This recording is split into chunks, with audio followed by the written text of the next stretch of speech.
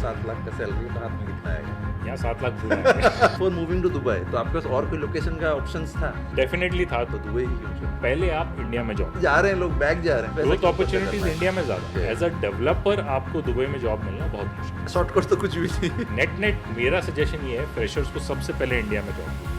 जिस रूट से मैं बाहर आया हूँ, अब चेंज मत करो। आप ऐसे बार बार कंपनी चेंज करोगे, अपनी प्रोफाइल खराब करोगे। Colour of passport does it matter here in Dubai? मेहनत तो करनी पड़ेगी, मेहनत एक subject.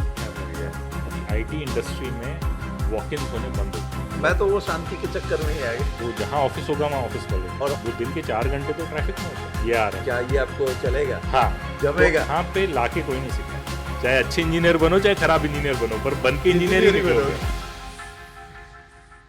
Good evening, guys. So today we're going to discuss about one topic which has been asked most of the times on my comments channel, Telegram. पूछते हैं कि Dubai में जॉब्स कैसे सोम भाई लिया जाए। अभी I have never done a job in my life, so मेरे को उतना आइडिया, मतलब आइडिया है, बट उसके लिए पूरा आइडिया के लिए आई एक्चुअली आज one of my friend who stays here in Dubai, Amit भाई, वो आए हुए हैं आज स्टूडियो में। आज आपको वो पूरा आपको इन्फॉर्मेशन देंगे। क्वेश्चंस का पूरा लंबा वाला लिस्ट बना दिया गया है, एक एक करके क्वेश्चन सब कुछ अपन कवर करेंगे। तो सबसे पहले अमित भाई, आप ज़रा बताओ ऑडियंस को आपके बारे में।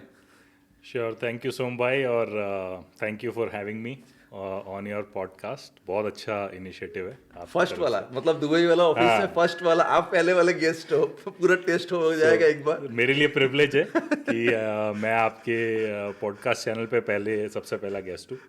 तो ये बहुत ही इंटरेस्टिंग क्वेश्चन है और बहुत लोगों के दिमाग में ये क्वेश्चन आता है। तो सबसे पहले मैं अपना बैकग्राउंड बता देता हूँ। हाँ, मैं करीब 24 साल से फाइनेंशियल सर्विसेज में काम कर रहा 24 साल? हूँ। 24 साल हो मतलब मैं जब 12 साल का था, स्कूल जाता था जब मैं। Okay okay. गए। तो इट्स अ लॉन्ग टाइम। और मैंने अपने करियर की शुरुआत करी थी जीई कैपिटल से। G capital, okay. गुड़गांव में। Wife sister is works in जी। ओके। दिल्ली में। सो जी कैपिटल से स्टार्ट किया था, उसके बाद अमेरिकन एक्सप्रेस में काम किया MX, करीब। हाँ, बहुत पैसा ले लेते हैं हाँ। सब्सक्रिप्शन बहुत पैसा ले लेते हैं वो। तो वहाँ किया करीब 3.5 साल काम। तो Okay. ये मेरे बेसिकली फाउंडेशन थे, ट्रेनिंग सारी यहाँ पे हुई। और उसके बाद मुझे ऑफर मिला फिडेलिटी इन्वेस्टमेंट्स, जो mutual fund company. Mutual funds, okay.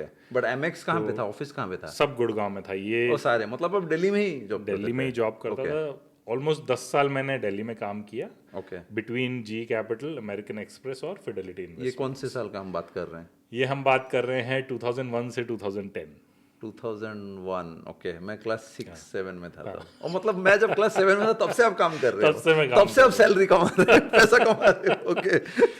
ठीक है। तो हाँ, मतलब नौकरी का तो आपको पता होगा ना, इट्स अ लॉन्ग हॉल। हाँ, मतलब लंबा अपने पिताजी लोगों ने 40-45 साल काम किया है, तो वैसा ही रहता है। Private sector is just page better than government, उससे ज़्यादा फर्क नहीं है।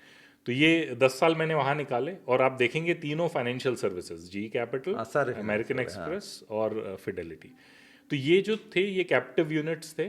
ओके। तो इनकी कंपनियां बाहर काम कर रही थी और इन्होंने ऑफिस सेटअप किया था इंडिया में। ओके। ठीक है। तो एक तरह से आउटसोर्स्ड आउटसोर्स्ड, हाँ। सेंटर्स थे। तो इसका मेरे को जब 10 साल का एक्सपीरियंस हो गया, तो मेरे पास ओरेकल से ऑफर आया। ओके। ठीक है कि ये कितना साल पहले? ये 12 साल हो गए ऑलमोस्ट। ओके, अभी से 12 साल हो गए। 12 साढ़े 12 साल हो गए। तो वो भी फाइनेंशियल सर्विसेज से रिलेटेड। 2012? हाँ, आप 2012 दुबई कब जनवरी। आए? दुबई में आया 2015 में। ओके, मैंने जब जेट स्पोर्ट स्टार्ट किया, ओके 2015। ओह, 7-8 साल अभी हुए हैं, ओके। हाँ, तो अभी ऑलमोस्ट ये 9th ईयर रनिंग है दुबई में। 2015 में मैं आया था, और मेन चीज़ ये था कि मैंने अपना डोमेन नहीं छोड़ा। तो मेरा हमेशा से फाइनेंशियल सर्विसेज था। सेम, हाँ। आज तक मैं फाइनेंशियल जैसे सर्विसेज आजकल के बच्चे हर साल अपना जॉब वो उस समय था, मतलब इनिशियली ये ट्रेंड था, क्योंकि अगर आप देखेंगे तो पहली 3 कंपनियां मैंने जल्दी चेंज करी थी। ओके। बट तीसरी कंपनी ऑनवर्ड्स मुझे एक स्टेबिलिटी मिल गई, क्योंकि मेरे को डोमेन एक्सपर्ट की तरह देखा जा रहा था। तो वो एक बहुत बड़ा डिफरेंस है जिसके बारे में हम बात करेंगे। मैं चाहता हूँ कि आजकल की जनरेशन उस बारे में सोचे और सुने। तो वो डेफिनेटली बात करेंगे। तो अभी हो गए 24 साल फाइनेंशियल सर्विसेज। आज की डेट में मैं जो वर्ल्ड की टॉप 3 सॉफ्टवेयर कंपनीज है उसमें से एक में काम कर रहा हूँ, और 9 साल से दुबई में हूँ। और मैं यहाँ से अफ्रीका का कंपनी इंडिया में भी है या नहीं है? इंडिया में भी है, इंडिया में भी है। तो डेफिनेटली मेरा जो बेस है वो इंडिया में ही बना है। ओके। और वहाँ से फिर मैं यहाँ पे तो वही कंपनी ने आपको दुबई भेजा हुआ है? ट्रांसफर किया मुझे। Okay okay.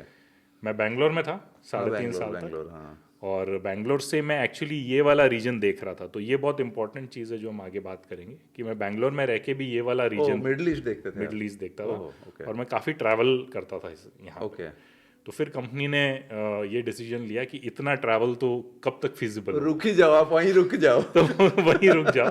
इनफैक्ट मैंने भी ये रिक्वेस्ट करी थी कि मतलब या तो मुझे पोस्ट कर दो या फिर मुझे दूसरा रीजन दे दो, क्योंकि इतना ट्रैवल फिजिबल नहीं है ना, फैमिली वगैरह के साथ इतना ट्रैवल फिजिबल नहीं होता है। तो वो एक पॉइंट है जो हम आगे भी बात करेंगे। बट हाँ, डोमेन एक्सपर्टीज है 24 साल का। तो दुबई आप जब मूव किए, अकेले मूव किए थे, फैमिली के साथ ही पूरा मूव हुए थे? तो क्योंकि ये ट्रांसफ़र था, हाँ। तो ट्रांसफ़र होने की वजह से कंपनी ने मुझे फैसिलिटी प्रोवाइड की थी कि आप पूरा, फैमिली और मतलब पूरा फैमिली एक ही बार आप पूरा रिलोकेट हो जाओ। पूरा 8 साल मतलब बुर्ज खलीफा बना था तब? हाँ, बुर्ज खलीफा तो 2008 ओके 2009 में बन गया था। फॉर मूविंग टू दुबई तो आपके पास और कोई लोकेशन का ऑप्शंस था? डेफिनेटली था। तो मेरी कंपनी, जैसा मैंने बताया, ग्लोबल कंपनी है, तो मेरे पास यूके का भी ऑप्शन था, लंदन, ऑस्ट्रेलिया का भी ऑप्शन था और यूएस का भी ऑप्शन। तो दुबई ही क्यों चुना?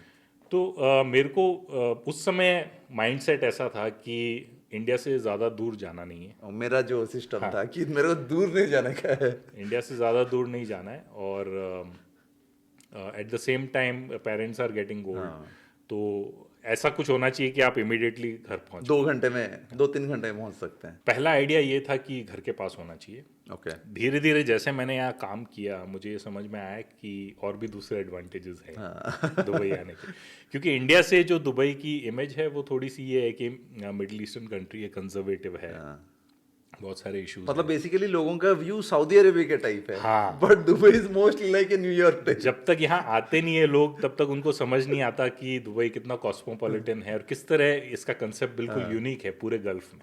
उनको जो इंस्टाग्राम पे दिखता है तो वो वही देखता है। हालांकि आजकल तो अगर आप देखोगे सोशल मीडिया पे पूरा दुबई का इमेज, हाँ वो तो मतलब पूरा प्रॉपर प्रॉपर दिखाया जा रहा है।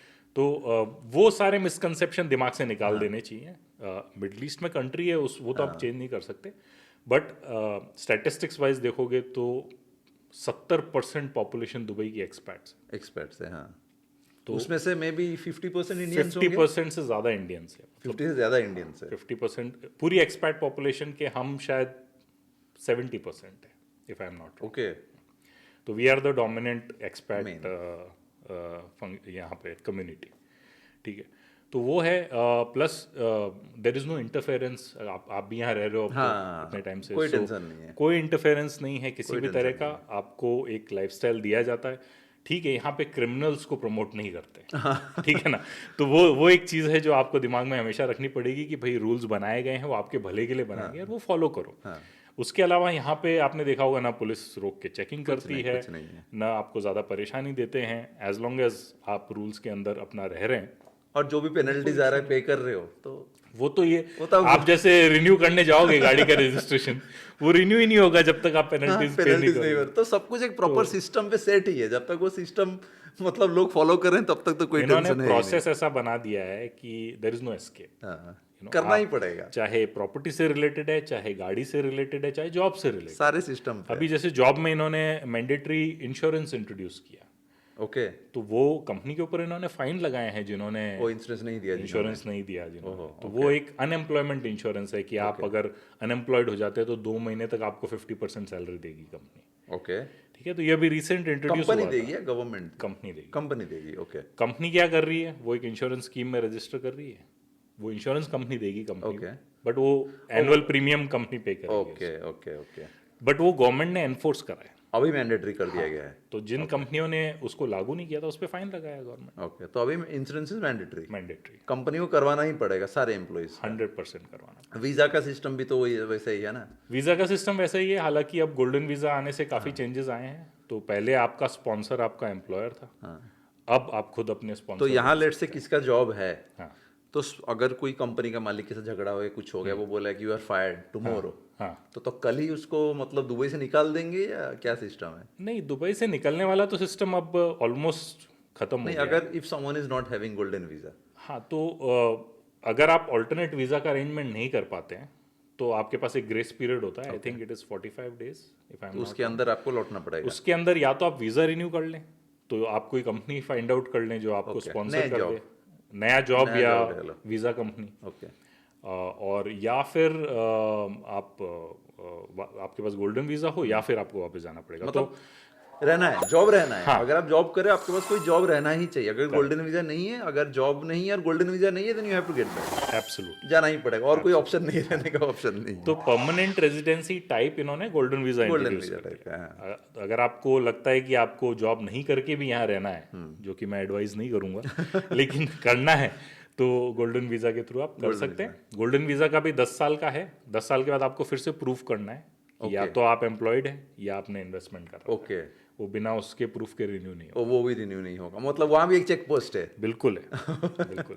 तो लोग क्या करते हैं ना, जैसे इंडिया से काफ़ी लोगों ने प्रॉपर्टी में इन्वेस्ट किया, गोल्डन वीज़ा लिया, फिर वो प्रॉपर्टी बेच दी। ओके। तो जब वो रिन्यू 10 साल तो कोई नहीं पूछेगा, हाँ। पर जब आप रिन्यू करने जाओगे तो आपसे फिर से प्रूफ मांगा जाएगा कि आपका घर है कि नहीं, इन्वेस्टमेंट्स है कि नहीं। उसके बाद आगे अपना जॉब स्कैम्स, आगे तो हम जाएंगे जॉब्स को, बट स्कैम्स जो होते हैं, मतलब कॉमन स्कैम्स जो होते हैं, आपने भी देखा होगा बहुत, मैंने भी बहुत देखा हुआ है। काफ़ी होते हैं और ये बहुत केयरफुल रहने की ज़रूरत है, खासकर अपने फ्रेशर्स को, ठीक है ना? क्योंकि बहुत लोग प्रॉमिस करते हैं जॉब का, आपसे एक डिपॉजिट इंडिया में रख लेते हैं, ठीक है, कंसल्टिंग फीस करके डिपॉजिट इंडिया में रख लेते हैं। आप यहाँ पर आते हैं और कई बार तो ऐसा होता है कि कांटेक्ट पर्सन ही नहीं मिलता आपको यहाँ पे। आप एयरपोर्ट पे आके ढूंढ रहे होते हैं कि कौन है मेरा कांटेक्ट, लॉस्ट मोड, ठीक है। और वो आपको लाएंगे कम से कम ड्यूरेशन के वीज़ा पे। तो कोई आपको 30 दिन के वीज़ा पे लाएगा, कोई आपको 90 डेज के वीज़ा पे लाएगा।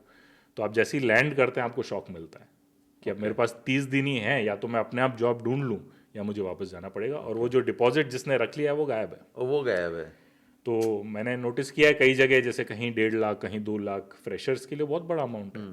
तो उतना बड़ा अमाउंट फीस को दे के आते हैं वो, उसके बाद जाके यहाँ वो कहते हैं कि आप हमें फीस दो, हम जाके आपको दुबई में जॉब्स दे देंगे। करेक्ट। और जाके आपको इससे मिलना है, वो मिलना है, और वो नंबर वगैरह सब देते हैं। वो नंबर तब तक काम कर रहा होता है जब तक बंदे ने फ्लाइट नहीं ली होती। जैसे ही बंदा फ्लाइट लेके लैंड करता है वो नंबर काम करना बंद कर गया। तो ऐसे बहुत से स्कैम होते हैं, you need to be very careful. और ये तो सबसे उनके लिए और भी ज़्यादा पेनफुल होगा जिनको लैंग्वेज के इश्यूज है, बहुत ज़्यादा। अफ्रीका ये से जहाँ जो लोग आते हैं, जो इंग्लिश भी नहीं जानते होंगे कि हिंदी भी नहीं जानते होंगे। ये होता हर देश से है, मुझे थोड़ा इंडिया का ज़्यादा पता है क्योंकि मैं सुनता रहता हूँ। इंडिया में तो अभी बिजनेस बन गया है, कंसल्टेंट, फेक कंसल्टिंग वाला बिजनेस बना हुआ है। मतलब कारपेंटर से लेके प्लम्बर से लेके IT वाले सबसे पैसा लेते हैं। दुबई तो एक चीज़ है, आप वहाँ इंडिया में भी लोग ऑफर रोल आउट करते हैं पैसे लेके। ओहो। तो जैसे आप अपने फॉलोअर्स को मैसेज भेजते हो कि भाई हम पैसा नहीं मांगते हैं, वैसे कंपनियां मैसेज भेज रही है कि don't reply to anybody who is asking for money for an offer letter. ओहो। तो लेटर आता है बाकायदा, TCS या किसी भी कंपनी के लेटर पे आएगा और वो बोलेंगे कि हमें इतना पैसा दो, हम आपको ऑफर लेटर देते हैं। ओके। तो वो स्कैम भी चल रहा है, 100% फेक होता है। कोई कंपनी पैसा नहीं मांगती। तो वो कंपनी भी प्रमोट कर रही है कि हम ऐसे कोई जॉब देते नहीं, हम ऐसे कोई जॉब नहीं देते हैं भाई, हम तो सैलरी देने के लिए बैठे हैं ना, हम वापस पैसा क्यों लेंगे। पैसा क्यों लेंगे। तो वो सब चीजें हैं जो हमको आजकल पर्टिकुलरली ध्यान रखने की। ये तो बिजनेस है, स्कैम करना तो बिजनेस है अभी, 100% बिजनेस, फ्रॉड करना तो बिजनेस है। उसके बाद आगे कि हाउ टू गेट, मतलब search for jobs in Dubai being in India. अगर इंडिया में कोई है, इंडिया से बैठ के दुबई के लिए कैसे जॉब सर्च करेगा? तो उसमें थोड़ा सा हमको एक स्टेप पीछे लेके सोचने की ज़रूरत है। ओके। कि बेसिकली आपको ये डिसाइड करना है कि एज अ फ्रेशर तो देखिए 99% मुश्किल है कि आपको यहाँ जॉब मिले। हाँ, मतलब उससे पहले ये क्वेश्चन आना चाहिए कि क्या फ्रेशर डायरेक्टली दुबई में जॉब ढूंढे या इंडिया में पहले जॉब कर ले। सो अगर आप पहले उस क्वेश्चन को एड्रेस करते हैं, फ्रेशर्स वाले क्वेश्चन, बिकॉज आई थिंक वो सबसे ज़्यादा बर्निंग है अभी, फ्रेशर्स को नौकरी मिल नहीं रही है। तो उसमें अगर आप देखेंगे तो दुबई की इकोनॉमी इंडिया के इकोनॉमी के साइज में बहुत छोटी है। हाँ। तो जाहिर है कि जो अपॉर्चुनिटीज़ होंगी वो इंडिया में ज़्यादा होंगी, ठीक है ना। अब आपको क्या करना है, जो भी फ्रेशर जो आज नौकरी कर रहा है उसको प्लान लेके चलना है। तो सेकेंड ईयर में आते ही रोड मैप बनाना है। सेकेंड ईयर में आते ही उसको अपना टारगेट डोमेन सेलेक्ट करना है कि मुझे फाइनेंशियल सर्विसेज में जाना है, मुझे रोबोटिक्स में जाना है, मुझे AI में जाना है, मुझे डेटा साइंस में जाना है। वो सेकेंड ईयर में पता होना चाहिए। ओके। तो उसके बाद आप क्या करोगे, आप अपनी सोशल मीडिया पे नेटवर्किंग स्टार्ट करोगे, ठीक है, और पहले आप इंडिया में जॉब करो। मेरा ये सजेशन। मैं भी वही कहता हूँ, पहले इंडिया में कर लो, एक्सपर्टीज थोड़ा ले आओ, उसके बाद यहाँ एक्स्ट्रा सैलरी के लिए और थोड़ा एक्स्ट्रा पोजीशंस के लिए ट्राई करना है, क्योंकि काम इंडिया में बेटर है। हाँ, ठीक है, चैलेंजेस इंडिया इंडिया में सैलरीज भी बहुत अच्छी मिल रही है, बहुत अच्छी लोग यहाँ से जा रहे हैं, लोग बैक जा रहे हैं, मेरे दोस्त कुछ बैक जा रहे हैं, दुबई में रहते हैं तो वो बैग जा रहे बोले कि हम तो बैंगलोर में उतना सैलरी मिल रहा है, व्हाई डोंट वी है, हमें इतना पैसा ग्रोथ क्यों खर्चा अपॉर्चुनिटीज करना है? इंडिया में ज़्यादा ज़्यादा है, लोग यूएस से भी वापस आ रहे हैं वापस आ रहे हैं, हाँ। तो बट ठीक है, आपका फैसिनेशन है कि आपको दुबई में काम करना है, तो पहली चीज़ तो ये पता होनी चाहिए कि दुबई मिडिल ईस्ट का पार्ट है, ठीक है ना। दुबई एक डेस्टिनेशन है पर ये मिडिल ईस्ट है, तो आपको मिडिल ईस्ट की इकोनॉमी का पता होना चाहिए और आपको क्लियर होना चाहिए कि ये चीज़ें मिलेगी ये नहीं मिलेगी। And Dubai is a city, काफी लोगों को लगता है दुबई कंट्री है। कंट्री नहीं है, सिटी है, बहुत छोटी सी पॉपुलेशन वाली सिटी है। हमारे कई मेट्रो सिटीज़ की 4-5 गुना पॉपुलेशन है यहाँ से, तो ज़्यादा ही होगी, मतलब मुझे और भी ज़्यादा होगी, और भी ज़्यादा होगी। तो अपॉर्चुनिटीज़ फ्रेशर्स के लिए इंडिया में है। ठीक है। आप सेकेंड ईयर से अगर आप रोड मैप बनाएंगे और आप फाइनल ईयर में आते आते अगर आप ये डेमोन्स्ट्रेट करेंगे कि मेरे को ये पूरा पता है, मैं इस डोमेन का विजन पूरा स्टडी कर चुका हूँ, तो आप एम्प्लॉयबल ज़्यादा होंगे, ठीक है। और फिर अगर आपका टारगेट दुबई ही है फॉर एग्जांपल, तो दुबई में इंडस्ट्रीज क्या है, बैंक्स है, ट्रेडिंग हाउस है, और बड़ी बड़ी सॉफ्टवेयर कंपनी के सेल्स ऑफिस है, sales and billing, sales billing business development, यही है, ठीक है ना। यहाँ पे किसी का भी डेवलपमेंट सेंटर नहीं है, कस्टमर सर्विस भी नहीं है, कस्टमर सर्विस नहीं है, डेवलपमेंट सेंटर नहीं है। तो जो फ्रेशर्स को जो सबसे ज़्यादा जॉब लगती है वो किस में लगती है, वो कस्टमर सर्विस में लगती है, आपके सॉफ्टवेयर डेवलपमेंट में लगती है, तो वो चीज़ें यहाँ नहीं है। तो ये चीज़ सबसे पहले दिमाग में रखनी है। तो जो जैसे कंप्यूटर साइंस में कर रहा है उसको ये चीज़ ध्यान रखनी है कि मुझे पहले सॉफ्टवेयर डेवलपमेंट सीखना पड़ेगा एक डोमेन के स्पेसिफिक, और फिर मुझे कंसल्टिंग या सेल्स की तरफ जाना पड़ेगा, तब मुझे दुबई में जॉब मिलेगी। एज अ डेवलपर आपको दुबई में जॉब मिलना बहुत मुश्किल। हाँ, क्यों यहाँ पर बड़े बड़े कंपनी से कोई भी डेवलपमेंट, किसी का भी डेवलपमेंट है, छोटे कंपनीज के है, बट बड़े कंपनी से किसी का भी नहीं है, सारे इंडिया में ही आउटसोर्स करते हैं। हाँ, अब ये है कि यहाँ पे जैसे बिकॉज ऑफ क्लाउड यहाँ पे डेटा सेंटर्स आ रहे हैं, हाँ, डेटा सेंटर्स है, तो उसमें cyber security, DBS, data centre operation management, इस तरह की अपॉर्चुनिटीज़ आएंगी, तो वो आपको वॉच आउट रखना है। लेकिन उसमें भी क्योंकि कंपनी इन्वेस्ट कर रही है डेटा सेंटर बनाने में, तो वो चाहेगी कि एक्सपीरियंस लोगों को लेके आए, ठीक है ना। तो अगर 10 एक्सपीरियंस लोग हायर करेगी तो 1-2 फ्रेशर हायर कर लेंगे। हाँ। और यहाँ पे भी इंजीनियरिंग कॉलेजेस हैं गाइस, ना आपको ये चीज़ दिमाग, मेरा बेटा बिट्स पिलानी में जा रहा है तो यहाँ से भी प्लेसमेंट करना है उनको, हाँ, यहाँ से भी लेना है उनको, बच्चों को यहाँ से भी लेना है बच्चों को, तो वो चीज़ भी वो लोग ध्यान में रखेंगे। तो इसलिए नेट मेरा सजेशन ये है, फ्रेशर्स को सबसे पहले इंडिया में जॉब ढूंढना, ठीक है। और जिस रूट से मैं बाहर आया हूँ इंडिया से, मुझे लगता है वो बेस्ट रूट है कि आपकी कंपनी आपको ट्रांसफ़र कर दें। अब दुबई के केस में बहुत सिंपल है कि आपको अपना वीज़ा देखना होता है, फिर आपको फैमिली का वीज़ा देखना होता है, फिर आपको अकोमोडेशन देखना होता है, उन एक्सपेंसेस की भी बात करेंगे हम, लेकिन बेस्ट है कि कंपनी वो सब मैनेज करे आपके लिए, वरना आपको आके जैसे आप आए थे यहाँ तो बहुत सारे कंपनीज तो एम्प्लॉइज का मतलब बच्चों का स्कूल फीस भी कुछ हद तक देती है, स्कूल मतलब हाउस रेंट भी कुछ देते हैं। वो अलग अलग कंपनीज का अलग अलग पॉलिसी है, बट क्योंकि आप कंपनी के थ्रू आ रहे हो तो सपोर्ट हमेशा मिलेगा। जैसे आप आए थे तो आपने सब कुछ खुद किया, ठीक है ना। तो मैं आया था, मेरे लिए कंपनी ने काफी कुछ करके रखा, इजी हो गया थोड़ा प्रोसेस, इजी हो गया था प्रोसेस, तो वो चीज़ है। उसमें दूसरी चीज़ होती है सिक्योरिटी, क्योंकि आप कंपनी के थ्रू ट्रांसफर ले रहे हो, जॉब आपका सिक्योर है, हाँ, जॉब भी सिक्योर हो गया, क्योंकि कंपनी इन्वेस्ट करके लेके आ रही है आपको, इतना जल्दी ना तो वापस भेजेगी ना निकालेगी, हाँ। तो आपके पास हमेशा एम्पल टाइम होता है अपने आप को यहाँ सेटल करने का, तो वो टेंशन फ्री और सबसे अच्छा रूट है। उसके लिए करना क्या है, जैसा मैंने बताया, डोमेन आइडेंटिफाई करें, जैसे बैंकिंग है, यहाँ पे बैंकिंग इंडस्ट्री है, सेल्स है और कंसल्टिंग है। कंसल्टिंग में क्या होता है, प्रोडक्ट को इम्प्लीमेंट करने की सर्विसेज होती है, तो ऐसी कंपनियों को आइडेंटिफाई करके उनमें एज अ फ्रेशर लगे, ठीक है। फिर और ये सोमभाई को भी पता है, मुझे भी पता है, कोई शॉर्टकट नहीं है, शॉर्टकट तो कुछ भी नहीं कोई शॉर्टकट नहीं है। आपको 3 से 5 साल का प्लान बनाना पड़ेगा और तभी आप जाओगे। और ये सिर्फ दुबई के लिए नहीं है, आप यूएस को ले लो, आप ऑस्ट्रेलिया को ले लो, आपके पास जब तक प्लान नहीं है और वर्क नहीं किया है, आपने कोई नहीं बुलाएगा आपको वहाँ, कोई रीजन नहीं है उनको, अनलेस आप पैसा देके जा रहे हो वहाँ पर पढ़ने के लिए। और कंपनी पैसा क्यों भी खर्च करेगी आपके ऊपर, आपके जैसे मतलब 100 लोग वैसे उनके पास पड़े हो। भाई मैं तो यहाँ पर लोगों को मैंने ट्रांसफर किया था, तो मेरे को कम से कम एक किताब लिखने जितना बिजनेस केस बनाना पड़ता है, कि बंदे को क्यों शिफ्ट करना है, इवन इंटर कंपनी ट्रांसफर, ठीक है, क्योंकि उसकी कॉस्ट आप इंक्रीज कर रहे हो, जैसे वो यहाँ आता है, तो उसके अगेंस्ट आपको बिजनेस दिखाना पड़ेगा कि क्यों आ रहा है, क्या बिजनेस लेके आएगा, क्या ये बिलेबल रहेगा कस्टमर पे, या हम पैसे दे रहे हैं इसको, कैसे रहेगा। तो वो सारी चीज़ें हैं। तो ये सब चीज़ें ध्यान में रखकर मेरे ख्याल से जो बेस्ट प्लान होता है बाहर निकलने का वो ये होता है कि इंडियन मल्टीनेशनल कंपनी में ज्वाइन करो, वहाँ पे 3 साढ़े 3 साल काम करके अपनी एक रेपुटेशन बनाओ, अपना एक नेटवर्क बनाओ। जॉब्स चेंज मत करो, जॉब चेंज मत करो, क्योंकि जब तक आप 3 से 5 साल एक कंपनी में स्पेंड नहीं करोगे, कोई रीजन नहीं है उनके लिए आपको कोई इंसेंटिव देके बाहर भेजने का। और वो भी होता है ना कि अगर हम बहुत जल्दी जल्दी कंपनी चेंज कर रहे हैं, जब कोई बड़े कंपनी के पास भी अप्लाई कर रहे हैं, उसको भी लगेगा ना this guys not even stable, जो कॉन्स्टेंटली चेंज कर रहा है। वो भी है सोम भाई। और दूसरा वीज़ा रिक्वायरमेंट आपको पता ही है, जैसे अगर यूएस जाना है किसी को, तो अगर कंपनी को ट्रांसफर करना है तो उसको L1 पे भेजना पड़ेगा। L1 का मिनिमम क्राइटेरिया 3.5 साल है in the current company. Okay, in the current company. जब तक आपने 3.5 साल इस कंपनी के साथ काम नहीं किया है, आप एग्जीक्यूटिव को ट्रांसफर कैसे कर रहे हो? ट्रांसफर क्या नॉलेज है उसको आपकी? Okay okay. तो ये सब चीज़ें हैं, ये अगर लॉन्ग टर्म में सोचे कोई और गाइड करने वाला कोई हो तो ये बताए इन जूनियर्स को कि आप ऐसे बार बार कंपनी चेंज करोगे, अपनी प्रोफाइल खराब कर रहे हो। प्रोफाइल खराब कर रहे हो, है ना? वो भी है। तो ये एक चीज़ है। तो अगर आपको वहाँ से आना है तो मेरे हिसाब से बेस्ट रूट है कि वहाँ एक कंपनी पकड़ो जिसके ओवरसीज ऑफिसेज हो, वहाँ पे 3 साढ़े 3 साल काम करो और अपनी एक रेपुटेशन बनाओ। तो अपने आप आपको, और फिर अपने मैनेजर को इंटेंशन बता दो कि भाई मुझे बाहर जाना है, तो वो आपको उसी ट्रैक पे डालेगा, आपसे एक्सपेक्टेशन बढ़ा देगा कि आप काम इस तरह करो कि मैं आपको आगे प्रोजेक्ट कर सकूं। लेकिन अगर आप जाके बात नहीं करोगे तो आप कभी रडार में नहीं आओगे। ओके। तो बड़े कंपनी में वैसे होता है, लेट्स से TCS, इन्फोसिस, ये सारे जो बड़े कंपनी, वहाँ भी हम वैसे बोल सकते हैं कि 100% मेरे को आगे का मेरा ये विजन ये है। 100% डू होता दे है। Listen? In fact they listen and they want you to have that vision. Okay.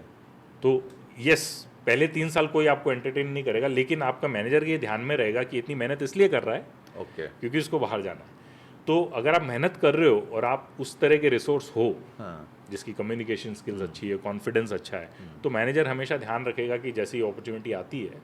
और तो उन कंपनी में भी क्या होता है ना, इंटरनल जॉब पोस्टिंग्स होती है जो पोर्टल पे आती है, सबके लिए अवेलेबल रहती है। तो अगर आपकी रेटिंग्स अच्छी है, आप अच्छे एम्प्लॉय हो, जैसे ही आप अप्लाई करोगे वो मैनेजर आपके मैनेजर से अपने आप बात करेगा कि ये बंदा चाहिए मुझे बाहर के लिए। मतलब बेसिकली आपका परफॉर्मेंस अच्छा रहना चाहिए। 100% मेहनत तो करनी पड़ेगी। मेहनत तो करनी पड़ेगी। मेहनत तो करनी पड़ेगी। एंड और नेक्स्ट है कि जैसे आप अभी दुबई में बहुत सालों से हो, आपको तो ऐसे बहुत सारे दोस्त लोग फोन करके या ईमेल करते होंगे मेरे लिए एक लगा दे जॉब करवा दे। ये सबसे कॉमन कन्वर्सेशन होता है और एक तरह से एम्बैरेसिंग भी होता है कि आपका बहुत अच्छा दोस्त है, वो आपको बोलता है कि यार मेरी नौकरी लगा दे। तो देखिए, इसमें अगेन मैं वो वापस वही डोमेन वाली बात करूँगा कि अगर मेरी डोमेन का कोई है, जैसे मैंने अपनी टीम में से मैंने लोगों को यहाँ शिफ्ट किया है, ठीक है, सेम कंपनी और बाहर से हायर करके भी किया है, तो वो डोमेन एक्सपर्टीज अगर है तो मैं हेल्प कर सकता हूँ। लेकिन आप साइबर सिक्योरिटी के हो और आप मुझे बोलोगे फाइनेंशियल सर्विसेज में लगा दो, वो नहीं हो पाएगा। तो आता है ऐसा, बहुत सारी इंक्वायरीज आती है और लगभग सिमिलर गाइडेंस मैं उनको भी देता हूँ। जैसे मेरे इंडिया के फ्रेंड्स हैं तो मैं उनको बोलूँगा भाई अगर इंडिया में मेरी कंपनी में कुछ आ रहा है तो पहले वहाँ ज्वाइन करो, क्योंकि सीधे तुमको बाहर लाना बहुत मुश्किल है। मतलब इवन जो हमारा CEO है वो भी नहीं कर सकता डायरेक्टली ऐसा, क्योंकि एक प्रोसेस बनाया हुआ है। MNCs में सब में प्रोसेस बनाया हुआ होता है।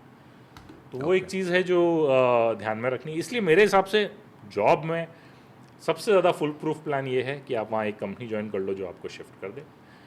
दूसरा ये है कि अगर वो सबके बस का नहीं हो सकता है तो उसमें फिर सेकंड ये है कि आप यहाँ की एक इंडस्ट्री आइडेंटिफाई करो कि मुझे रिटेल ट्रेडिंग में जाना है या मुझे बैंक में काम करना है एज अ बैंक एम्प्लॉय, ठीक है?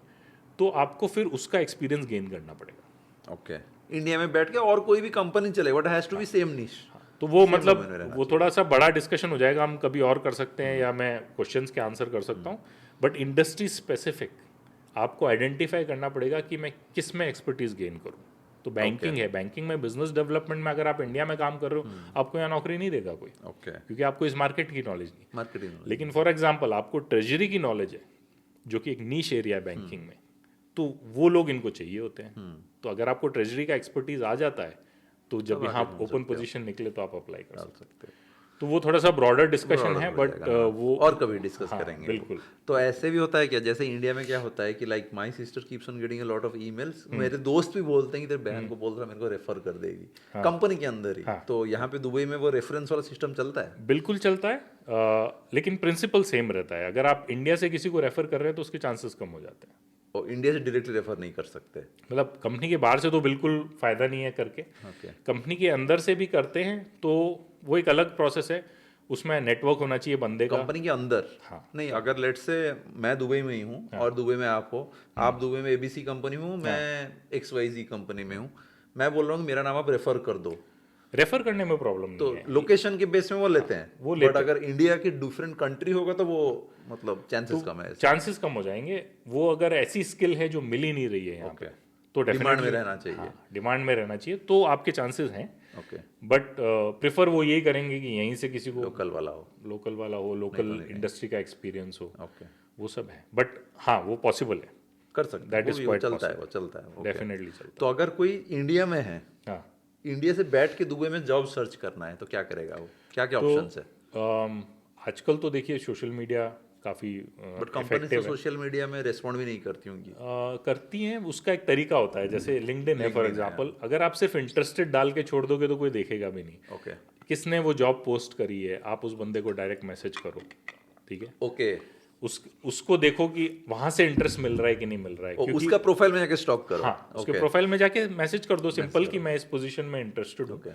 अब अगर उसको बंदे नहीं मिल रहे हैं तो आपकी बात सुने, रिस्पॉन्ड करेगा। ओके, अगर उसको बंदे मिल रहे हैं तो आप समझ जाओ कि ऑलरेडी एप्लीकेंट्स हैं। हाँ, वैसे तो ऐसे भी तो बहुत होगा ना, लेट से someone is posting for Shopify, correct, तो शॉपिफाई के लिए लेट से 20 कंपनीज ने पोस्ट किया, मतलब 20 मैनेजर, कोई एक बंदा नहीं पोस्ट किया होगा, 20 मैनेजर्स उसने पोस्टेड, उनके प्रोफाइल पे जाओ, वो 20 लोगों को मैसेज करो, कोई ना कोई तो रिप्लाई करेगा। करेक्ट। तो वो उस तरह का मेहनत करना पड़ता है। दूसरा तरीका है, यहाँ पे जो HR एजेंसीज हैं जैसे हेज है, माइकल पेज है, मतलब डेडिकेटेड HR एजेंसी। हाँ, जो सिर्फ एग्जीक्यूटिव प्लेसमेंट का काम करती है। Okay, only jobs. हाँ, ओके, तो वहाँ उनकी वेबसाइट पे जाके रजिस्टर करो, उनकी कुछ सर्विसेज होंगी वो आप पैसे दे के ले लो। सब जैसे अपना टाइम जॉब, मॉन्स्टर जॉब जैसे रहता है। ओके, तो वो उसमें क्या होता है कि अलग अलग लेवल की सर्विसेज होती हैं। तो आई थिंक माइकल पेज में है या हेज में है, जहाँ आप पैसे दे के अपना एक एडवाइज़र अपॉइंट करवा सकते हो, ओके, ताकि वो आपके पर्टिकुलर प्लेसमेंट का ध्यान रखेगा। बट ये सब भी तभी करना है जब आपको पता है कि आपके पास डोमेन एक्सपर्टीज है। हाँ, आप एम्प्लॉयबल हो। अगर आप एम्प्लॉयबल हो और फिर आप ये सर्विस लेते हो तो वो एक्सेलरेट हो जाता है प्रोसेस। ओके, वो एक चांस। हाँ, मतलब सोशल मीडिया से वो एक तो अच्छा आइडिया मिला लोगों को कि वो लिंक्डइन से लिंक्डइन पे वो, मतलब मैं यहाँ लोगों को जानता हूँ जो सिर्फ लिंक्डइन से आए हैं। ओके, मेरी कंपनी में भी ओनली लिंक्डइन से। लिंक्डइन से मैसेज कर करके वो लोग यहाँ तक पहुंचे। ओके, तो सोशल मीडिया बहुत तो पावरफुल है। ज्यादा काम भी करना नहीं, इंडिया से बैठ के ही करो, क्यों दुबई आके पैसा खर्च करके घूमते रहते हैं नहीं, वो लोग? तो मैं बिल्कुल एडवाइज नहीं करता हूँ, वो तो मैं 1% भी एडवाइज नहीं करता हूँ, स्पेशली फॉर IT जॉब्स, कि आप यहाँ टेम्पररी वीजा पे रह के जॉब ढूंढो, कोई मतलब नहीं। बहुत लोग कर रहे हैं ना, वो क्या कर रहे हैं, दुबई को विजिटर वीजा लेके आ रहे हैं, लेके क्या करते हैं, 100 पूरा प्रिंट मारते हैं अपने रेज्यूमे, लेके हर ऑफिस में जाके एक एक करके डालते हैं। मेरे को नहीं लगता कोई देखता भी होगा। कोई पॉइंट नहीं है उस एक्सरसाइज का। और मैं आपको सिंपल रीजन बताता हूँ कि IT इंडस्ट्री में वॉक इन्स होने बंद हो गए, सब कुछ वर्चुअल होता है। पहले जैसे मैं बैंगलोर में था तो हम लोग कॉलेजेस में जाते थे, कॉलेजेस के बच्चों को बुलाते थे हम कैंपस पे, तो उसको हम वॉक इन्स और गोइंग टू द कैंपस बोलते हैं। वो चीज़ें यहाँ नहीं होती। ये मार्केट जो है पिकअप वाला सिस्टम नहीं, ये मार्केट जो है वो लैटरल प्लेसमेंट का मार्केट है। और दूसरी चीज़, जब आप किसी को हाई सैलरी पे ला रहे हैं तो मैनेजर एक्सपेक्ट करेगा कि या तो मैं उस बंदे को डायरेक्टली जानता हूँ या मैं किसी के थ्रू जानता हूँ। ओके, तो यहाँ सबसे ज़्यादा रेफरेंस चलता है। ओके, ठीक है ना, तो वो एक चीज़ है। और यहाँ आके तो कोई मतलब ही नहीं है, बिकॉज आपको पता ही नहीं चलेगा कौन सी कंपनी रिक्रूट कर रही है, कौन सी नहीं कर रही है, कितने टाइम तक आप यहाँ टाइम वेस्ट ही है। It's a waste of time. आप जहाँ काम कर रहे हो वहाँ से आप छुट्टी लेके आओगे, ठीक है, यहाँ पैसा खर्च करोगे। इससे बेटर है सोशल मीडिया इतना अच्छा प्लेटफॉर्म है आज की डेट में, वो यूज़ करो। इन कंपनीज के पास जाओ जो मैंने बताया, इनके पास जाके रजिस्टर करो और उनको बोलो कि भाई हमारे लिए जॉब ढूंढो। उनका काम है जॉब ढूंढना, ओके, तो let them do their job. क्यों आना उनसे, उनको सब्सक्रिप्शन दे दो, वही ढूंढ लेंगे। और आप बोलो मैं अवेलेबल हूँ, जब इंटरव्यू के लिए आपको बुलाना, I take a flight and I come. Okay, what is the problem? Okay. और जॉब वेबसाइट्स यहाँ क्या क्या फेमस कौन से हैं? जॉब वेबसाइट में नौकरी गल्फ है। नौकरी यहाँ भी है। हाँ, नौकरी गल्फ है। फिर आजकल आई थिंक एक shine.com jobs, है। हाँ, Shine jobs वो shine.com भी है। बट मैं आपको बोलूँगा कि मेरे हिसाब से ना लिंक्डइन इज मोर पावरफुल ना। ओके। Then these. तो ये इसमें सारे तो बहुत फ्रॉड भी लिस्टिंग होते होंगे पैसा लेने के लिए, कंसल्टेंट्स वाले डालते होंगे। कचरा बहुत होता है, कचरा बहुत होता अगर आप होगा। मुझसे जैसे पूछो तो अपना बहुत कचरा मैट्रिमोनी वेबसाइट्स में जैसे होता है वैसे। बहुत कचरा होता है। तो वो स्पेसिफिक वाले क्या है, ये कंपनियां तो इसी चीज़ में एक्सपर्टीज है इनकी, ठीक है। तो वो है। उसके बाद आया कि can freshers get any kind of jobs in Dubai? So freshers retail में अगर डेफिनेटली कोई ट्राई कर मतलब सकते हैं। सेट कर लेता है कि मेरे को इंडिया में नौकरी नहीं करना, मैं दुबई जाके कुछ ना कुछ ढूंढूंगा। तो देखिए आईटी में तो मुश्किल है, मुश्किल आई बी वेरी ऑनेस्ट। आप रिटेल, ट्रेडिंग, इन सब में ट्राई कर सकते हो। यहाँ पे जैसे अपना लुलु ग्रुप केरला का ही है, ठीक है ना, उनके रिक्रूटमेंट ड्राइव होते होंगे केरला में। उस इंडस्ट्री का मुझे इतना नॉलेज नहीं है, बट आईटी में आपको as a development fresher sector में कुछ है नहीं। बहुत मुश्किल है, बहुत और मुश्किल। सेल्स ये में तो लेते ही नहीं हो, उसमें तो सारे मतलब एक्सपीरियंस वाले ही क्योंकि आप होंगे। खुद सोचो ना, अगर आप एक स्टार्टअप कंपनी खोल रहे हो, बड़ी कंपनियों को तो भूल जाते हैं थोड़े टाइम के लिए, अगर आप स्टार्टअप कंपनी खोल रहे हो, आप सोचोगे कि यार डेवलपमेंट तो मैं इंडिया में रखूँ ना, यहाँ क्योंकि पे मेरे को लाके कॉस्ट क्यों? इफेक्टिव पड़ा है। वीजा बनाओ, इंश्योरेंस हाँ। करो, ये करो वो उस करो। सब का क्या मतलब है? अगर आपको खुद समझाना भी और आपके पास टाइम नहीं, आप उनको एक फ्लाइट लेके यहाँ बुला लोगे, 2 हफ्ते का वर्कशॉप कर लोगे, लेकिन उनकी सैलरी तो इंडिया में ही चल रही इंडिया है। में ही चल रही हो। तो हर कोई ये प्रेफर करता है, इवन जो यहाँ स्टार्टअप कंपनियां खुल रही हैं वो भी ये प्रेफर करती हैं कि डेवलपमेंट सेंटर इंडिया में हो, ओके। क्योंकि वहाँ एक तो एक्सेस ऑफ लेबर भी तो ज़्यादा है ना, करेक्ट। वो सब चीज़ें। उसके बाद मेन क्वेश्चन सैलरीज, मतलब हम क्या सैलरीज यहाँ पे मिलता है लोगों को? तो फ्रेशर से स्टार्ट करते हैं, फ्रेशर। ठीक है। फ्रेशर अगर जैसे यहाँ मैंने जो अपने बेटे के लिए पता किया था फॉर एग्जांपल, तो अगर आपका कैंपस अच्छा है और आप कैंपस से डायरेक्टली प्लेस होते हैं 4 साल के बाद। 4 साल के बाद, तो आपको 6 से 7 हज़ार स्टार्टिंग सैलरी ओके। एक्सपेक्ट कर तो सकते हैं। यहाँ के कंपनीज में आप बोल रहे हो कैंपस ड्राइव होता नहीं है? कैंपस ड्राइव होता नहीं है, बट जैसे बिट्स और अच्छे इंस्टीट्यूट है, आईआईटी भी खुल रहा है अब अबू धाबी में। आईआईटी खुल रहे हैं यहाँ पे? अबू धाबी में खुल गया ऑलरेडी। ओ, खुल गया ऑलरेडी। ओके। तो ये जो अच्छे इंस्टीट्यूट्स हैं ये कैंपस पे बुलाते हैं कंपनी को, इनका अपना एलुमनाई नेटवर्क है, तो वो लोग आएंगे और वो लोग प्लेसमेंट करेंगे। ओके। नहीं तो अभी कैसे होता है? अभी तो जैसे बिट्स का तो आता है, ओके। जो जो इंस्टीट्यूट ला पाते हैं कंपनियों को Okay. वो लेके आते हैं, जो नहीं ला पाते हैं मैक्सिमम मैंने ये देखा है कि ग्रेजुएशन के बाद बच्चे आगे पढ़ाई करते हैं, वो जॉब नहीं करते हैं अपने। क्या इंजीनियरिंग के 4 साल के बाद हाँ, और पढ़ेंगे मास्टर्स? Masters okay. वो यूएस की कहीं चले जाते होंगे। यूएस चले जाते हैं, यहाँ पे भी करते हैं, यहाँ पे पीएचडी कोर्सेज भी हैं अब तो लोग पीएचडी भी करते हैं। बट फ्रेशर्स अगर आप बाकी स्ट्रीम्स देखो तो उसमें जैसे यहाँ पे जो रिटेल ग्रुप हैं बड़े बड़े, मैंने वहाँ पे उनको जॉब करते हुए देखा, जैसे शराब जी हो गया, ओके। कारफोर हो गया, तो रिटेल वाले वहाँ पे स्टार्ट करते हैं as a trainee and then they grow धीरे धीरे धीरे धीरे फ्रॉम देयर। पर वो आई थिंक मैक्सिमम उन लोगों का होता है जो यहाँ से पढ़ाई कर रहे हैं, क्योंकि वो एक ऑब्लिगेशन है। जिनका वीजा सब कुछ होगा, कंपनी नहीं बनाएगी। तो बोल रहे हो कि फ्रेशर वही 6 to 7,000 दिरहम्स, मतलब इंडियन रुपीज में 1,50,000। इंडिया में फ्रेशर्स को कितना मिलता है आजकल? इन्फोसिस इंडिया में देखिए बीच में तो ऐसा हो गया था कि 3.5-4 लाख साल के मिल रहे थे। 3.5-4 लाख मतलब 30,000। हाँ, 30,000, और कुछ अच्छे कॉलेजेस हैं तो 10 लाख तक भी देते थे वो फ्रेशर्स को। मतलब अच्छे college as in BITS Pilani, BITS Pilani, national institute of NIT, IITs, उन सबको देखो तो 8 से 10 लाख वो दे देते थे। मतलब और 80,000 70-80,000 a month freshers.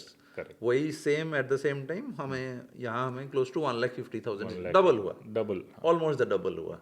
Okay, freshers. उसके बाद किसका लेट से 2 साल 3 साल का एक्सपीरियंस है? 2 से 3 साल आप समझ लीजिए 10 से 12 हज़ार तक मिल सकता है, डिपेंडिंग ऑन 2,50,000, 2,50,000 योर डोमेन वगैरह। और वही 5 साल तक जाएंगे तो 15 से 20 हज़ार, 10 साल का एक्सपीरियंस होगा तो अप टू 30,000, 6-7 लाख। हाँ, 10 साल का एक्सपीरियंस में। ओके। तो once you get selected, because क्योंकि क्या है यहाँ पे सबको पता है कि तो यहाँ पे दुबई में ऐसे कुछ है कि जैसे कनाडा एंड यूएस में है कि मिनिमम वेज की आर्ली इतना होना? यहाँ पे आर्ली सिस्टम है कुछ? नहीं, आर्ली सिस्टम आर्ली सिस्टम नहीं है। Okay, early billing waging system नहीं है। वो आप क्लाइंट को कर सकते हो Client आर्ली को कर बिलिंग, बट क्लाइंट भी डेली पे ज़्यादा फोकस करता है, और सैलरीज मंथली है। मंथली ये है।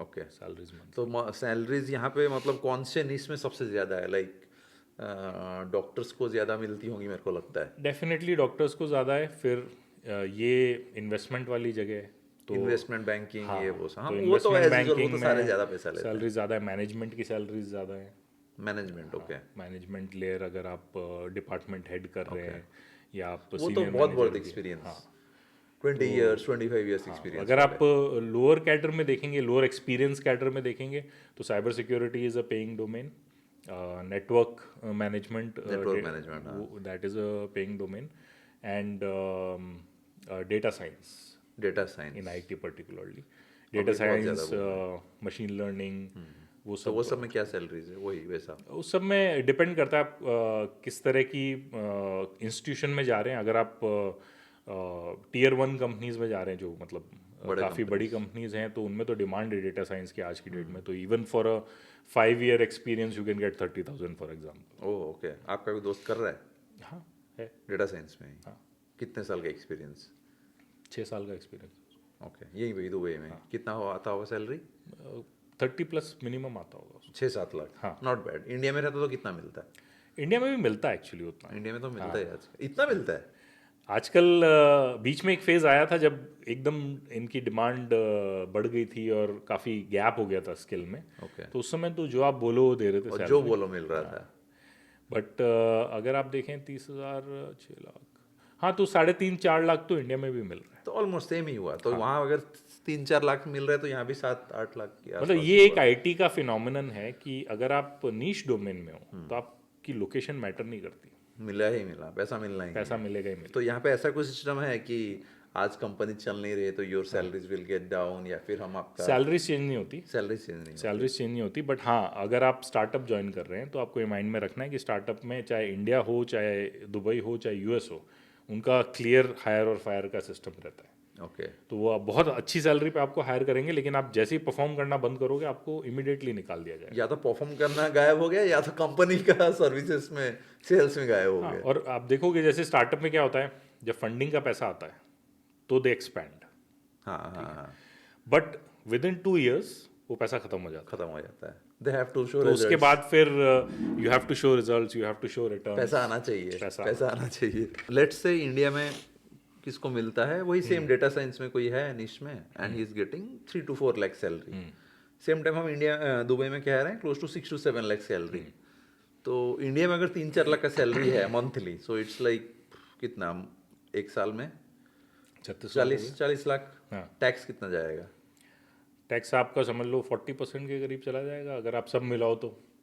33% तो ब्रैकेट ही हो गया आपका। हाँ, ठीक है, 33% तो एज इट इज गया, उसके बाद आप जीएसटी वो सैलरी से ही उड़ जाएगा, तो सैलरी वो तो सोर्स एट सोर्स कट जाएगा, एट सोर्स कर जाएगा, उसके बाद आप जीएसटी हाथ में कितने आएगा तब?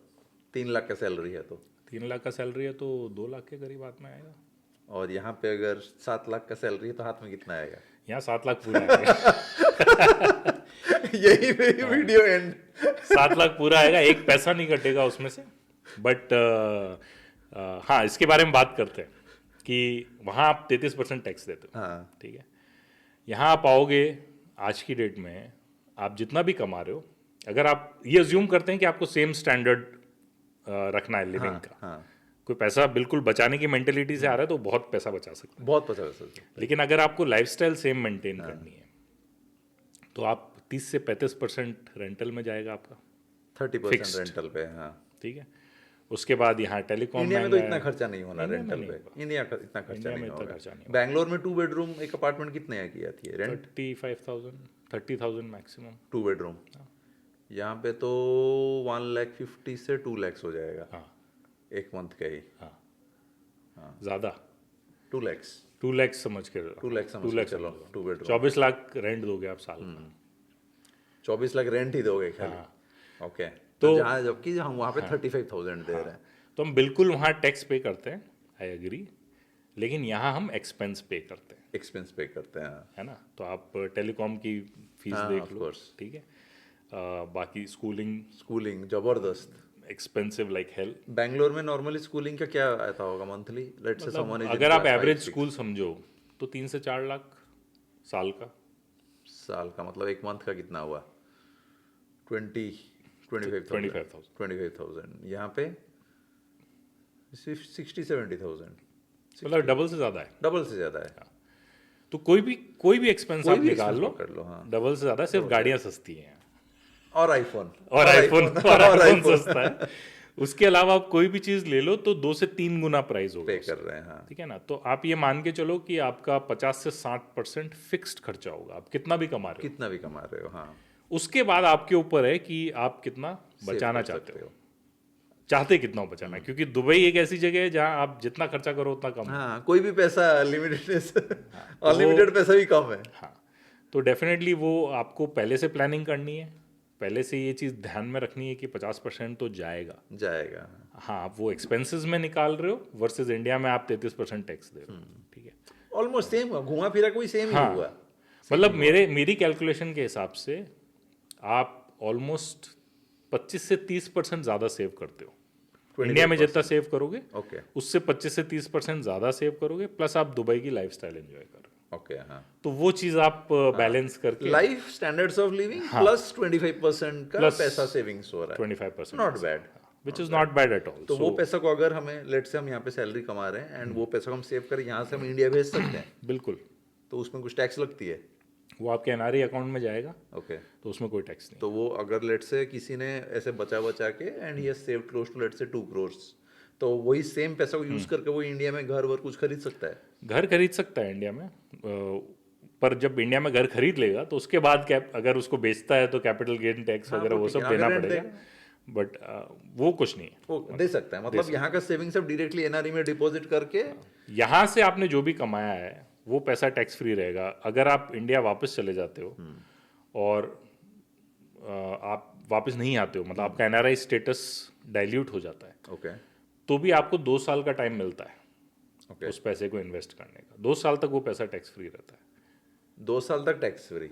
उसी के अंदर आपको इन्वेस्ट करना है। इन्वेस्ट कर दो तो काम खत्म, काम खत्म। काम खत्म। उसके बाद आप रेंटल इनकम कमाओ या जो भी कर सकते वो आप मतलब कोई रिटायरमेंट प्लान में डाल दो या म्यूचुअल फंड में डाल दो, कुछ भी कर सकते कुछ हो। भी कर तो सकते बेसिकली इंडिया का तो डबल टैक्स ट्रीटी है नहीं, करेक्ट। तो वो डबल टैक्सेशन नहीं होता कि आप कहाँ पे कौन से देश में कितना पैसा कमा रहे हो, जब तक आप इंडिया का इनकम पे टैक्स दे रहे हो। Work culture India and Dubai में कैसा है? आपने इंडिया में भी काम किया 10 साल, यहाँ पे 10 साल हो गया, तो क्या डिफरेंसेस आपको दिखी?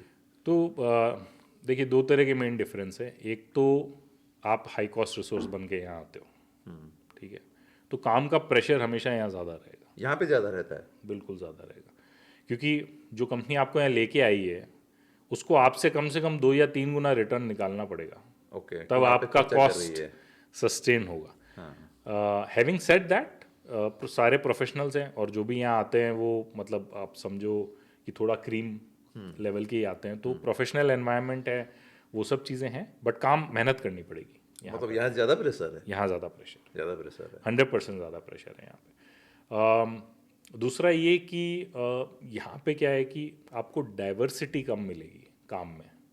तो जैसे आप अगर डेटा साइंस में आ गए तो आपसे एक्सपेक्टेशन ये होगी कि आप डेटा साइंस में ही काम करते जाओ, जबकि इंडिया का क्या है, मार्केट बड़ा है, वहाँ पे मूव करने की अपॉर्चुनिटीज़ ज़्यादा मिलती है, यहाँ पे वो अपॉर्चुनिटीज़ नहीं मिलेंगी।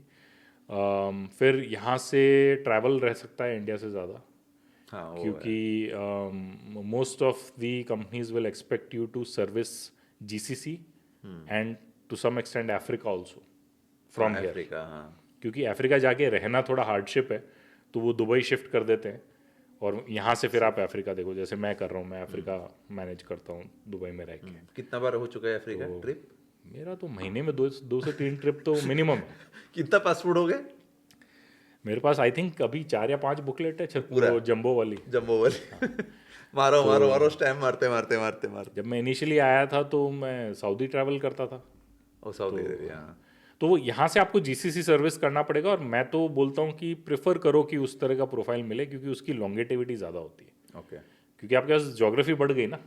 अगर दुबई में मान लो रिसेशन आ रहा है, बट अफ्रीका से काम मिल सकता है आपको, रियाद से काम मिल सकता है, तो एक ऐसा रोल होना चाहिए जो आपको जीसीसी और मीना रीजन आप देख रहे हो, बाहर रीजन, पर वो सीनियर लेवल पे आएगा। इनिशियली भी आप कंपनी से ट्रांसफर लोगे तो मेरे ख्याल से सबसे ज़्यादा स्टेबल ऑप्शन है।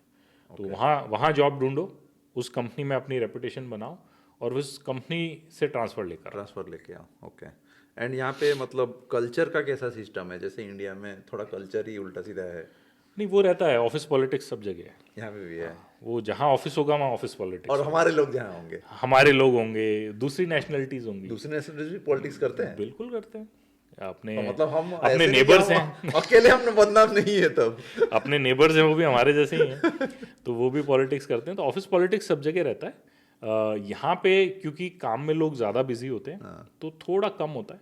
ओके इंडिया में क्या होता है कि अब जैसे एक एग्जांपल दे रहा हूँ आपको, डोंट कोट मी, बट एक एग्जांपल है TCS फॉर एग्जांपल। उनका मैंडेट है कि उनको कम से कम 15 से 20% बेंच रखना पड़ेगा, ओके क्योंकि आप वो बड़े प्रोजेक्ट उठाते हैं तो नए प्रोजेक्ट कैसे उठाओगे अगर बेंच नहीं होगा तो। एक्स्ट्रा लोग रहना चाहिए तो वो जो 15 से 20% बेंच पे उनके पास काम नहीं है, कंपनी को देने के लिए, बट वो- still they are getting paid, they are getting paid, salaries आ रही है, सैलरीज आ रही है। तो बहुत अच्छा जॉब है सब तो। हाँ, तो वो, बट आप ज़्यादा टाइम नहीं रह सकते उसमें, आपको बिलेबल होना पड़ेगा। But there is a population that's just sitting there. Backup तो वो वहाँ से फिर आप पॉलिटिक्स का वो होता है, Okay, स्टार्ट होता है। वहाँ से, देन जितनी ज़्यादा पॉपुलेशन होगी एक ऑफिस में, उतनी ज़्यादा पॉलिटिक्स होने के चांसेस हैं। यहाँ पे पॉपुलेशन कम है, जो लोग हैं वो भी मतलब या तो ट्रैवल कर रहे होते हैं या अपने काम में बिजी होते हैं। आप देखोगे आपको यहाँ आए हुए कितने टाइम हो गया? 2-3 साल हो गया। 3 साल आपको पता भी नहीं चला होगा कहाँ गए। नहीं, चले गए चले गए। ऐसे ही मुझे चले गए। मुझे 9 साल नहीं पता चला कहाँ गए। तो यहाँ पे टाइम कहाँ जाता है पता नहीं लगता। एवरीवन इज बिजी, सारे बिजी ये काम करने में।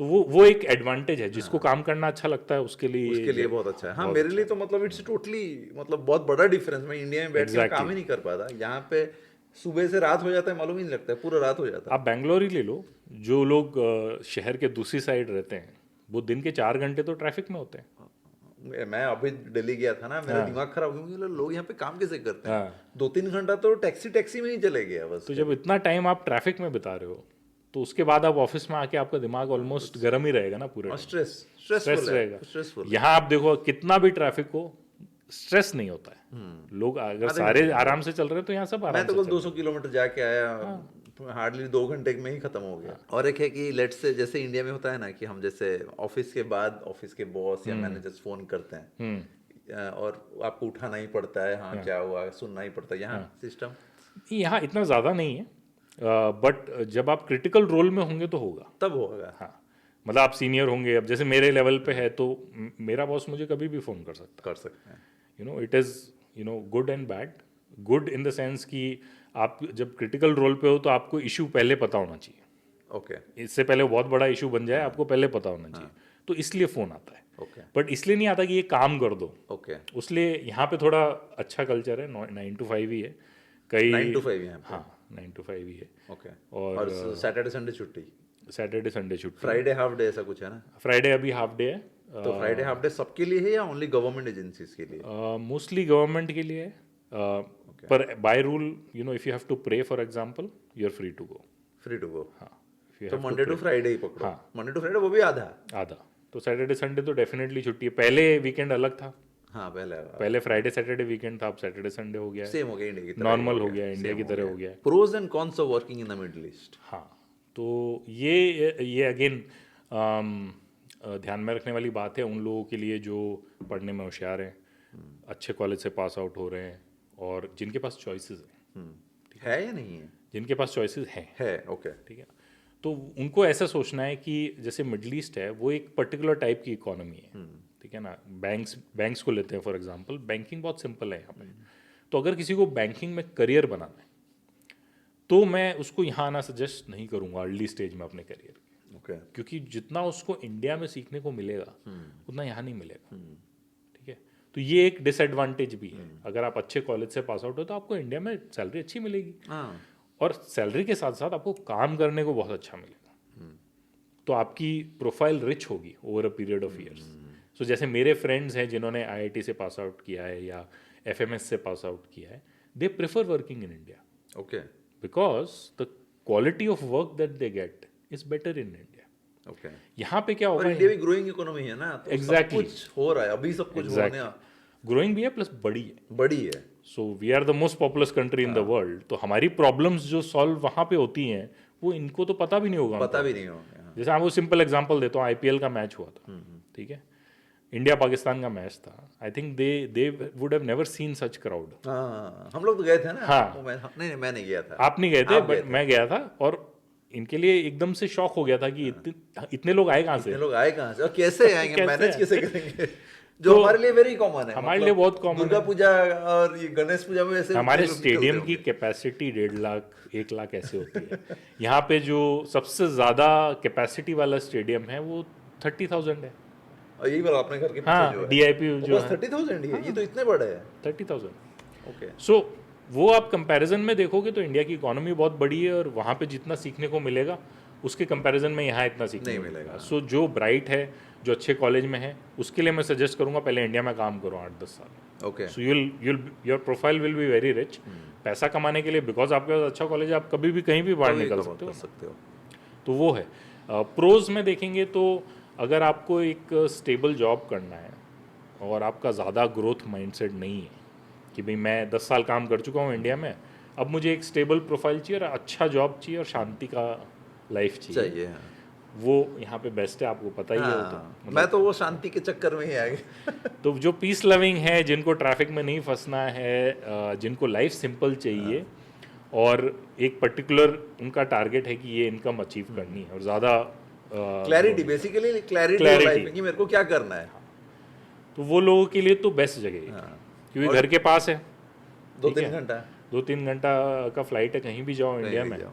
तो वो सब है। तो I think that is a big advantage. And should you move alone और with family? So for freshers I will say obviously move alone.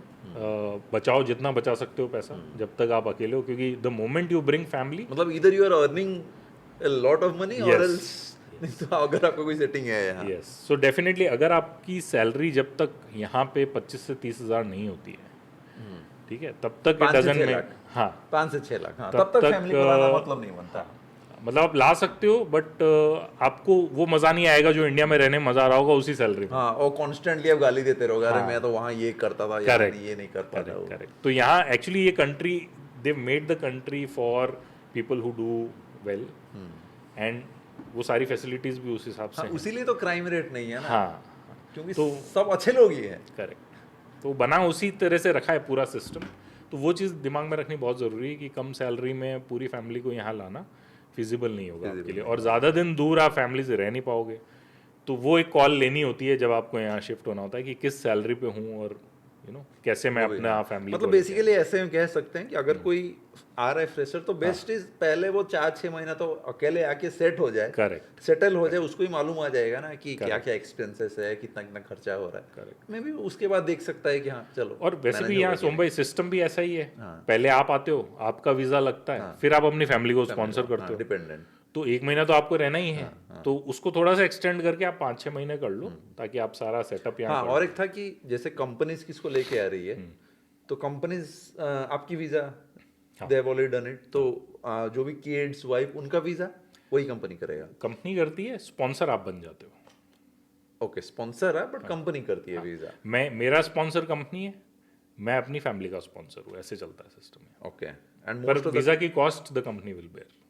Okay, तो बेसिकली तो जो 2-4 चीज तो companies already handling it, insurance so insurance, visa, visa in some cases house rent and school fees also हो जाती है। Okay, suggest some good consultant who can help IT professionals to move from India to Dubai.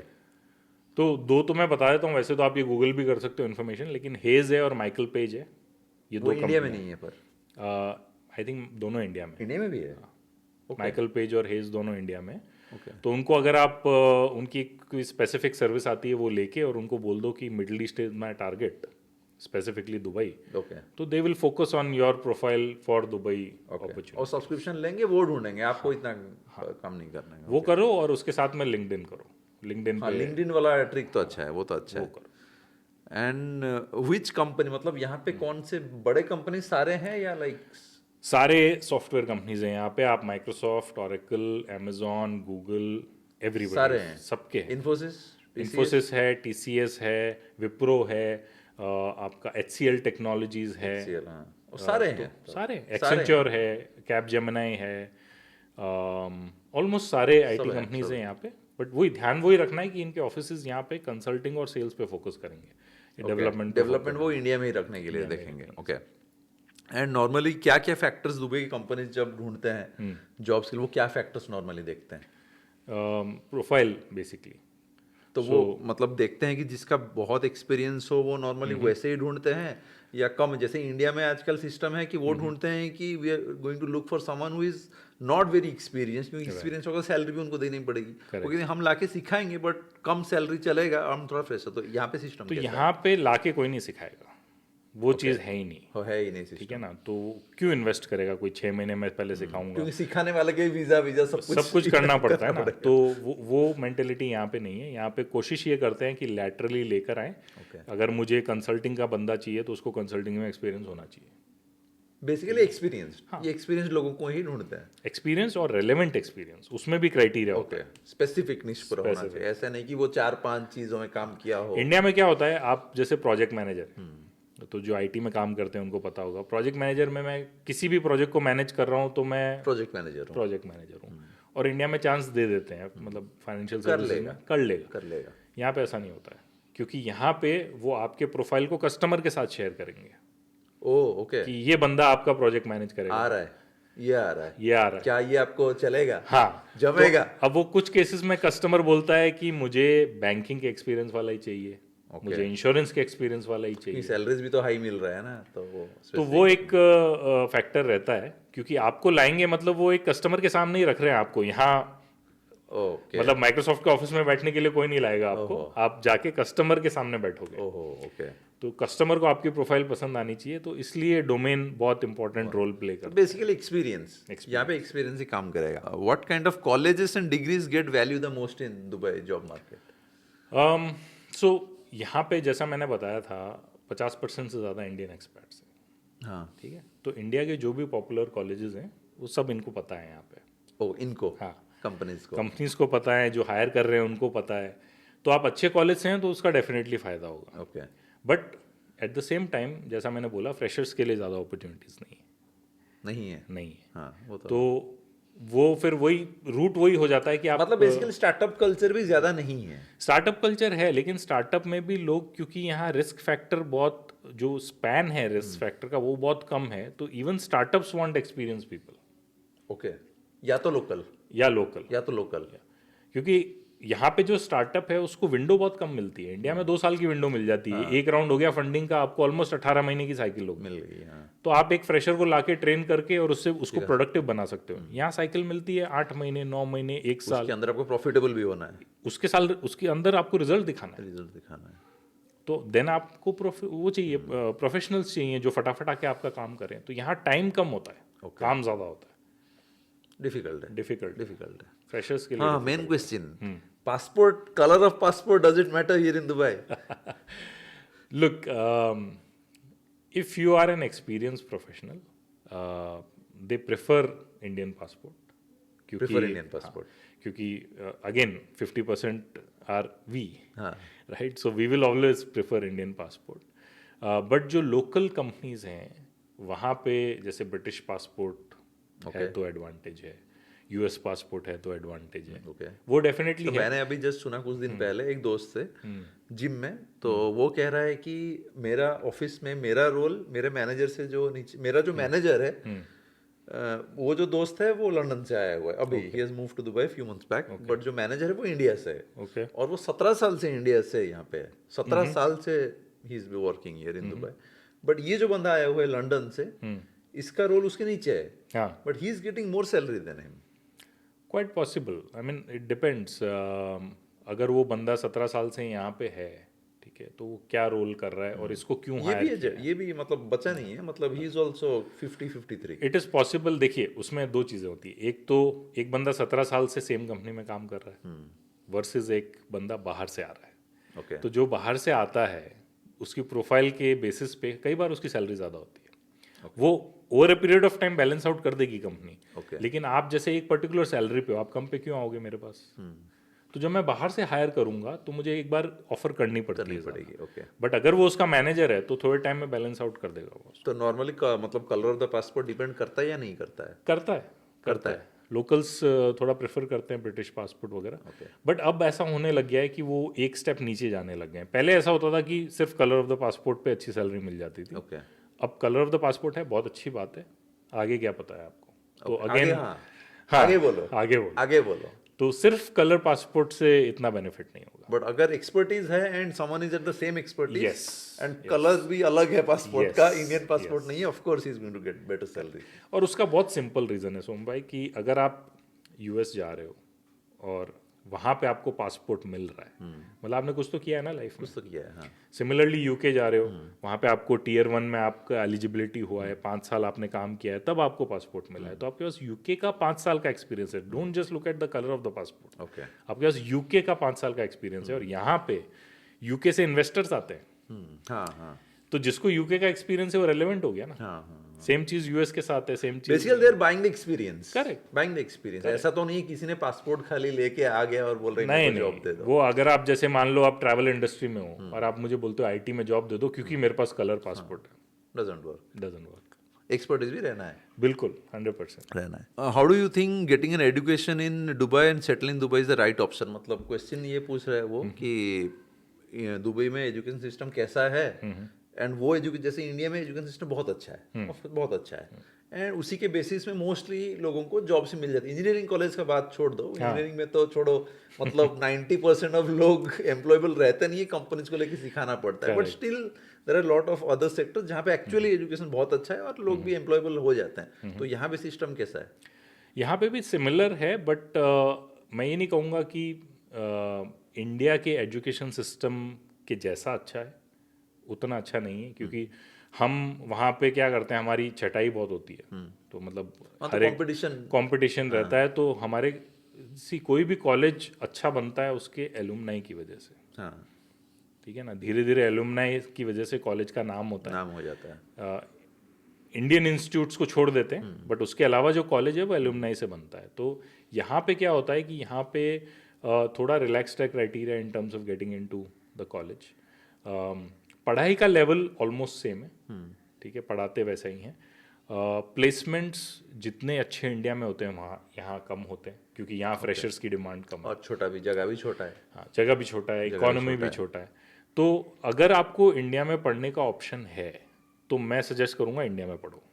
Okay, ठीक है, सिर्फ खर्चा भी कम होगा। खर्चा डेफिनेटली कम होगा, प्लस वहाँ से जॉब अच्छा लगने के चांसेस ज़्यादा है। हाँ, देश भी इतना बड़ा है, 2-3 जगह नहीं मिला तो क्या कहीं ना कहीं तो मिल ही जाएगा। डेफिनेटली। तो वो जो रूट मैंने बताया था कि पहले वहाँ नौकरी करो और फिर यहाँ आओ, उसी को फॉलो करो। यहाँ पे पढ़ने के लिए भेजोगे नौकरी के उसमें तो मुश्किल है। यहाँ पे पढ़ने का मेन एडवांटेज ये है कि आप यहाँ से बाहर निकल सकते हो। हाँ, तो जैसे मेरे बेटे को भी अगर मैं बिट्स भेज रहा हूँ तो उसका अल्टीमेट ऑब्जेक्टिव तो उसको मास्टर्स करना है गेमिंग में। तो इसलिए फिर मैंने कहा अगर वो अल्टीमेट ऑब्जेक्टिव है तो मैं ग्रेजुएशन में बाहर क्यों भेजूँ। मास्टर्स ही कर लेगा बाहर। सारे इंडिया में वैसे कर रहे हैं ना, एवरीवन इज गेटिंग द जो बीटेक तो वहीं कर रहे हैं, मास्टर्स के लिए यूएस या यूके उसके बाद ही जा रहे हैं मोस्टली। करेक्ट। सो जब बीटेक इतना अच्छा अवेलेबल है इंडिया में, तो और यहाँ से मेरे बेटे का आधा बैच इंडिया गया है पढ़ने के लिए। ओ गए? हाँ, ओके। जिनका जेई में स्कोर आ गया वो सब इंडिया गए। तो नेशनल इंस्टीट्यूट्स में जिसका भी एडमिशन हो गया वो नेशनल। तो जब आप वहाँ पे बैठे हो तो देन टारगेट दैट फर्स्ट। नहीं होता तो देन ऑल्टरनेट्स आप सोच सकते हो। Which job roles have the most demand and less supply? मतलब खतरनाक क्वेश्चन, किसी ने सोच के पूछा है। Most demand less supply. तो 2-3 फील्ड्स हैं जो मैं बता देता हूँ। डेटा साइंस है, मशीन लर्निंग और आर्टिफिशियल इंटेलिजेंस है, साइबर सिक्योरिटी है। साइबर सिक्योरिटी में भी एक्सपर्टीज, ओके, सिर्फ सर्टिफिकेशन से काम नहीं चलेगा।